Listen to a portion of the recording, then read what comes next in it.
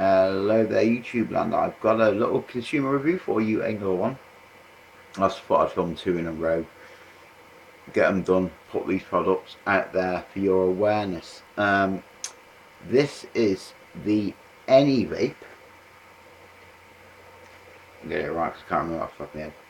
Anyvape Plus VMW Sub-Ohm Mod. It's by Anyvape. Anyvape have a good website as well. www.anyvape.com. So that's the box. Pause it, look at it, do what you want. That's Anyvape. What this is basically a semi-regulated slash kind of mechanical mod. What it does is it has a maximum output when you build or put something 0.1 ohms on it. Its maximum output is 100 watts. The higher up the resistance chain it works out the wattage for you. Without further ado, and you've probably said this already, that looks like an iStick. That is what the chassis is based on, the original 20 watt slash 30 watt iStick chassis, except it's had the screen taken out of it, so it's less for its power, because there's no variable wattage, because it does it for you automatically. It's supposed to be the red one, but this is actually pink, but I do not care, because it's a great little thing anyway. 13 heavens, 9 hells on it.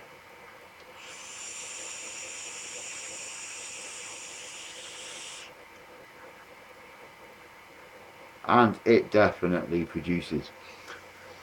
So it has got a good wattage range it vapes from, and I'll tell you on the manual that I've got here handily in front of me, from 15 watts at 1 ohm to 100 watts. And that's fair enough, you know, that's a good range. 15 watts at 1 ohm, 100 watts at 0.1 ohm. That's its range. It's not, obviously it's not temp control, it's straight wattage. Yeah, it in principle based on the old E-Leaf iStick chassis, but the extra gubbins taken out. It contains a, let's have a read, LGHE2 battery, LGHE2, 2,500 milliamp hour, 2.5 to 3 hour charging on a 1 amp output, and it has a micro USB in the bottom. There's no removing the batteries out of it. This is a really good no-brainer mod, something you can just screw onto it straight away. It works out for you. Then you vape on it, a lot like the Tesla 2 and Tesla 3 mods, very similar to that. But look at how small that is. That's a 100 watt mod, and it is really tiny. I could initially get over the size of myself. Insert joke there. Yeah, 100 watts from something that is just really small, really comfortable, really easy to use as well. It does pass through vape while charging as well, it does that. But as a great all-rounder, as a no-brainer mod as I'd call it, you know, it's just got buttons, you press on it, it's flashing at me because there's no analyzer attached. Yeah, it's got a, when you're firing it, the lights move up it. It's got an orange light for when it's charging, so you know it's charged. It's got the old, well not really old, but the 30 watt style plinth on top of it that you get analyzer set on. You know, anything up to a 22mm tank will fit on here quite happily. Yeah, it's nice and shiny, it will vape up to 100 watt, it's got a good battery. It does a lot of the hard work and guesswork for you. I really enjoy using it. I mean, I've used it for a week. Really awesome with RDAs on, I've noticed. RDAs more than tanks, because you can, when you're building, you can control what your resistance you're building down to or up to, and it just works effortlessly. Really, I'm very impressed with this Anyvape. Well, technically it's fixed wattage in it, because if you put it on it does it for you. You can't adjust the wattage, it's a fixed wattage mod. But what it vapes up to is really good.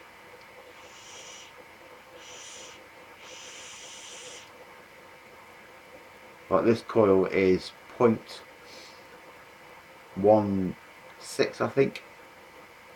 So it's given me about 90, 80, 90 watts, which is plenty of power for this.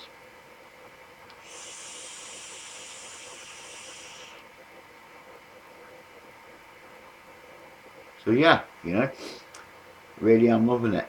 It doesn't really get much simpler than that for a no-brainer 100 watt mod. Good battery life as well. Battery life is actually pretty good on it. It's respectable. I mean, if you vape at 0.5 ohms, God, it will last you quite a while. Over half a day, maybe say 7 hours, 6, 7 hours. Yeah, so really I'm loving the simplicity of it. I mean, I wish it was actually red rather than pink, but I don't give a shit because it vapes so fucking amazingly brilliantly.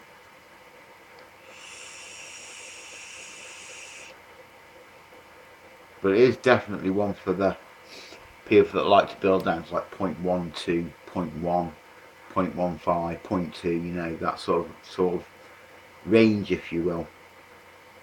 I've been really impressed with it, and I'm quite difficult to impress. So to be fair, you know, it is what it is. A very simple mod. Price wise, now I'm not really sure about that.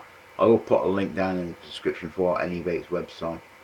I think they were $27.99 on the day. I paid, obviously, this is a post expo video, so this I got this for 10 quid whilst I was there.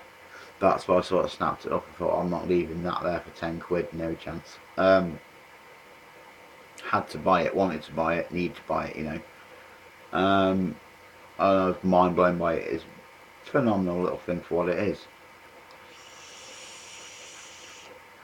But yeah, I think it's either $27. I'm pretty sure it's $27 on the Anyvape website. You might get it for cheaper than that. I've not seen it on Fast Tech. I'll scour over on there. It's not on there. I don't think it might be on GearBest. You know, check your sources. Use your Google powers. Get on the old Google and find it if you're looking for a cheap, well-made mod. It's based on an old chassis, so an old frame, if you will. So that's why it works so well, because it's a fault-proof design. Yeah, I really enjoyed it. I really enjoyed it. Really am enjoying it.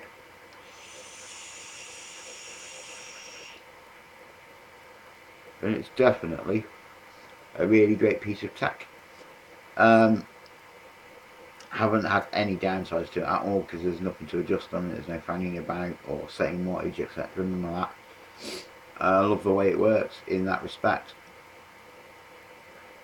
Yeah, so I'll put a link down in there for the Anyvape website. You can go check it out. As well as they do some great tanks too. Obviously it's a Shenzhen company kicking straight out of China, but give them a look up, you know, if you're after some cheap, well-made vaping stuff. So I'm going to say goodbye, keep on vaping, keep on enjoying your flavours, and farewell.